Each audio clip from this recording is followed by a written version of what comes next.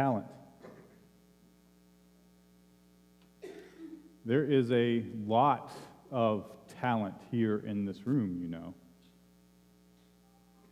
Like many of you, I had the joy of seeing our own Drake DeLapp and Mackenzie West last night in the Jeff High production of South Pacific.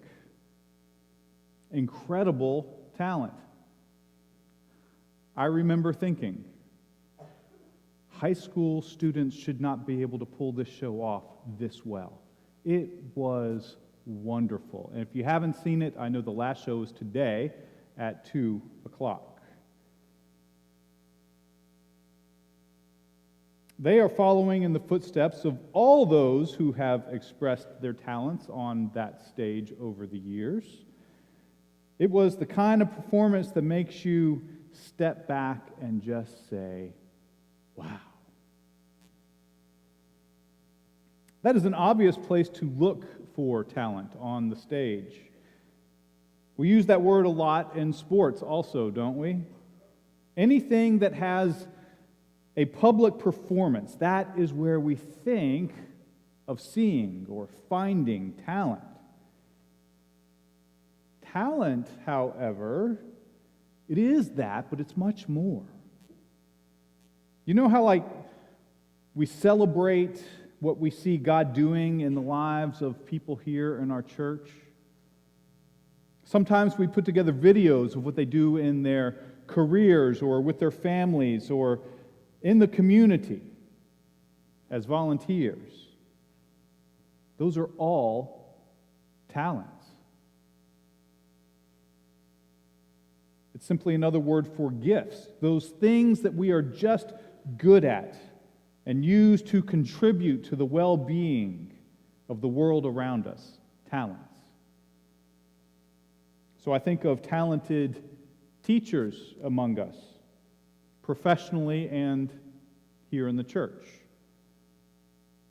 Talented leaders of organizations and businesses.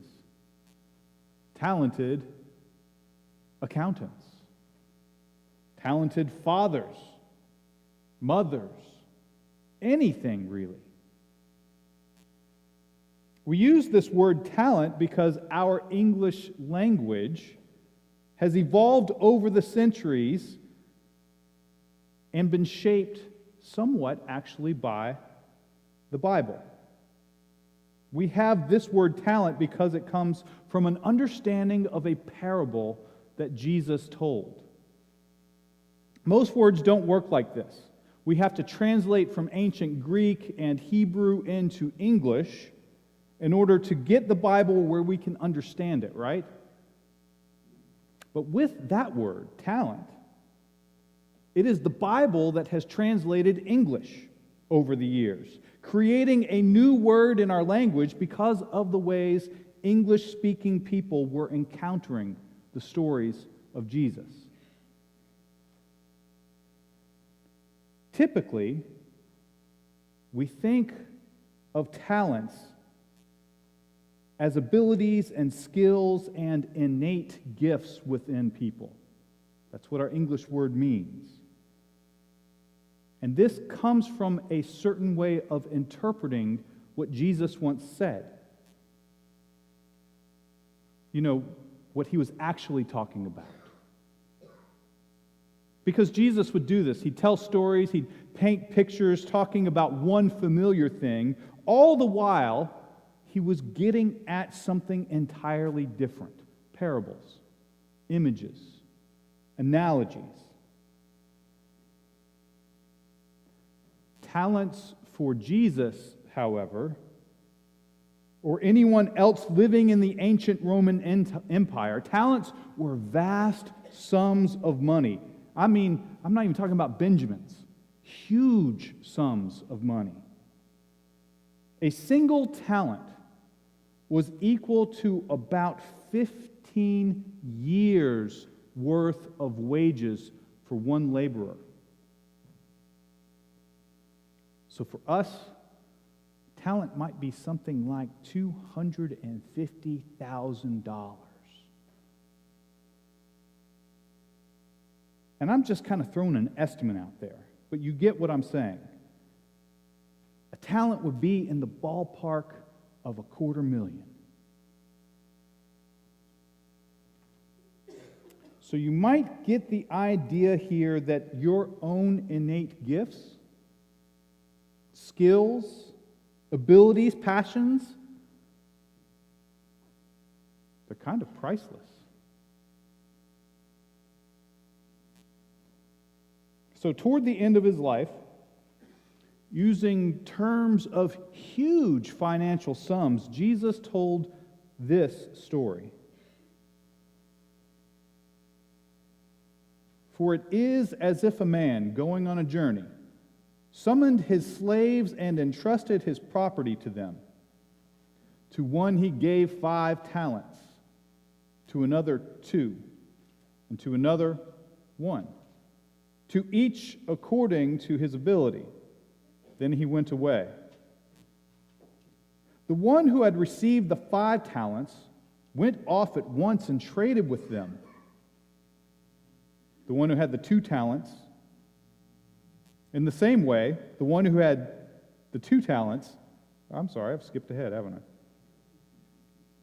The one who had 5 talents went off at once and traded with them and made 5 more talents. In the same way, the one who had 2 talents made 2 more talents.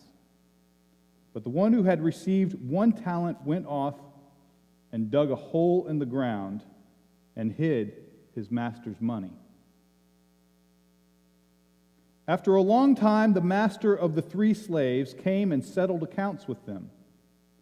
Then the one who received the 5 talents came forward, bringing 5 more talents, saying, Master, you handed over to me 5 talents. See, I have made 5 more talents.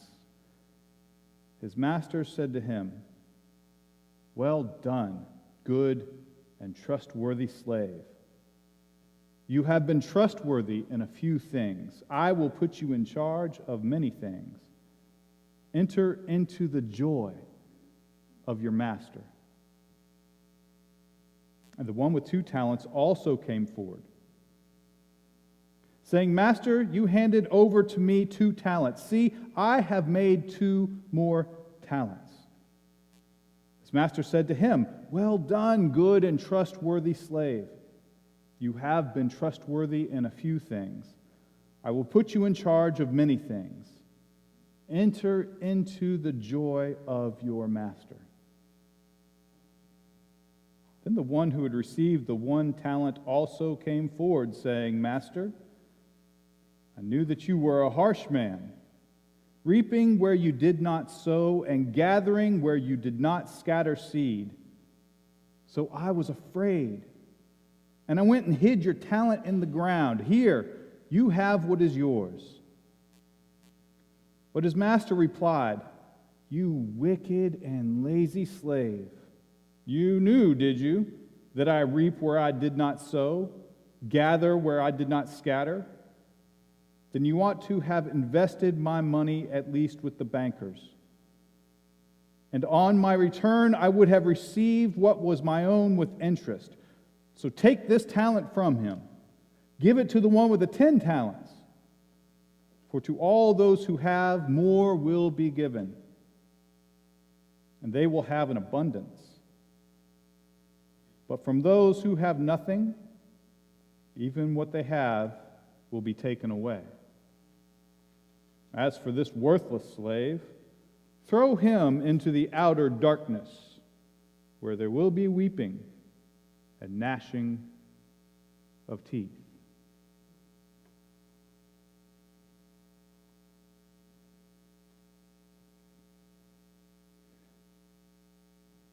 Years ago, my family went through the process of moving my grandmother from the home she had lived in for decades into a place where she could be cared for all the time. And that is a stressful, emotional time for any family, isn't it? Almost all of us have been through this in one way or another. And my grandmother was an interesting woman, frugal beyond belief. Nanny, as we called her, never threw away anything. And I know this because in the wake of moving her to a nursing home, we had to get her house ready for sale. This is an amazing journey of memories and discoveries. Now, the refrigerator is one that I will not forget. Nanny actually had 2 refrigerators in her little house on the south side of Atlanta. There's a lot of food sitting around. And by the time she moved out, my nanny was the only one in the house for quite a while. One of these ice boxes has gone what you call sour. Incredible mess. There was food in there from the days of Roosevelt. And I mean Theodore. We sorted through every room in the house, keeping important things and throwing away others. We found Christmas gifts that she'd received years ago that were still unopened in their original boxes. And she had this whole collection of those specials you can only buy on TV. It was like a Ronco museum in there. You remember Ronco? They would sell you the greatest hits of Conway Twitty and tell you, wait, there's more. What would you pay if we threw in this set of steak knives? We found it all. And it was probably worth a fortune at the local flea market. That all seemed to pale in comparison to the real fortune of cold, hard cash that we discovered underneath her mattress. Thousands of dollars, I mean thousands, just sitting there on top of the box springs. And my father said that it was the sign of a person who had lived through the Great Depression. In those days, well, you could lose almost everything if a bank went under. So there was that money. Never earned a penny of interest in all the years that she stashed it there. Which kind of reminds me of that third slave in Jesus' parable, who dug a hole in the ground and hid that wad of cash that his master had given to him. I say that, but I would never, ever call my nanny wicked and lazy. She was a woman of very deep faith, actually. But there was a CBS story a few years ago that reported something like 28 million Americans do not use banks. And that makes for a lot of money piling up underneath mattresses, inside cookie jars, sock drawers. And the biggest reason that people gave was mistrust. Some folks just do not trust banks, even if they do pay a little interest on the money that is deposited there. Now, Jesus set this story up like a business with various employees. We hear the word slave and we think of dispossessed Africans brought to American South against their will, right? Beaten into submission. That's what the image of slave is to us. But this is not how Jesus is using the word here. Actually, you'll see that many English translations of this story use the word servant instead of slave. This would be more like an employee. This very wealthy man went away for a time, you see, and in his absence, he trusted his employees to keep the business running. And some of these folks had already demonstrated their value to the company. They were hardworking, invested in the company. They cared if their company did well or not. They took pride in their work. So the CEO left them in charge of large sums of money according to their abilities. That's what the story says. So they had already proved themselves to the owner. But then there was this other employee, wasn't there? Maybe you've worked with him before. Maybe you've hired him before. Maybe you are him. But you know who I'm talking about because he's not so invested in things. Just collecting a paycheck. It's just work. And what happens? Two of these hired hands were just chomping at the bit to show what they could do. They couldn't wait to demonstrate what was possible. And they went out and they took risks with the money entrusted to them, and each of them doubled the investment that was made in them.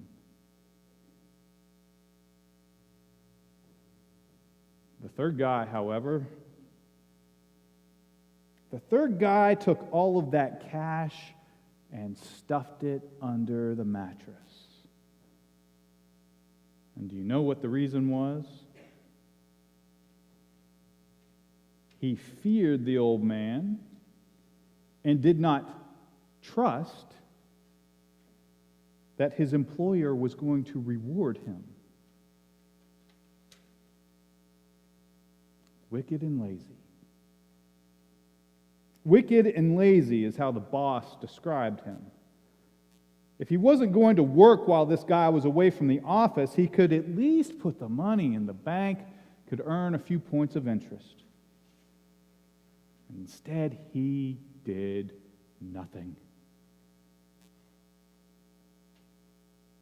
He never dreamed of what might be possible.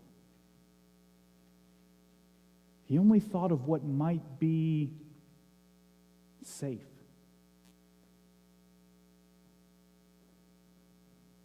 This is irony, and Jesus loves irony. Because that turned out to be the most unsafe thing that he could have done. So the head man returns from his trip, and he looks right at him with his best Donald Trump and says, "You're fired."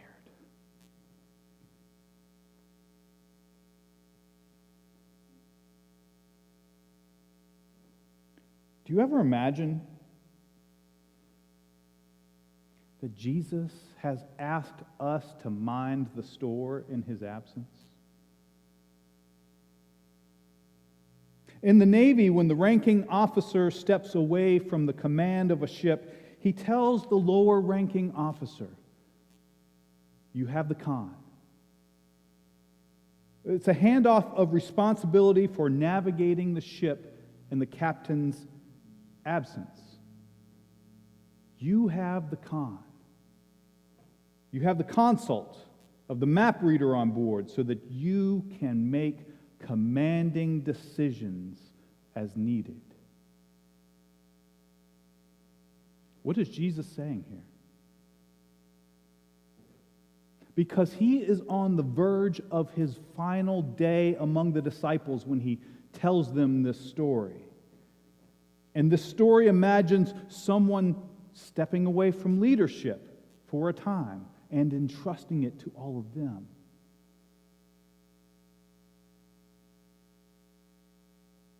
Chances are that he is not telling us a story about some ancient Middle Eastern business. Chances are that he is talking about you and me here in the church.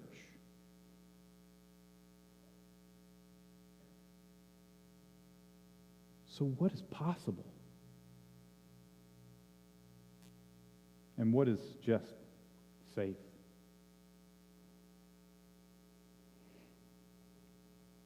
Because you have talents. Oh, do you have talents? And you know, nobody who lights a lamp hides it under the bushel basket, do they? No. They put it up on the lampstand where it can light up the whole house. Now, in the same way, let your light shine before others, so that they might see your good works and give glory to your Father in heaven. Something else Jesus said, isn't it? Now, the amazing thing is that Jesus has all kinds of faith in us to keep this going. That it is up to us because of his faith in us. Amazing faith in us and in you.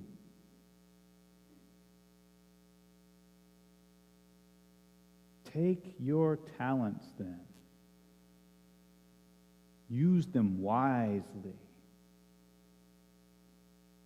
According to what Jesus has entrusted with us, use your talents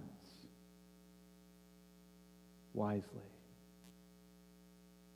to the glory of God.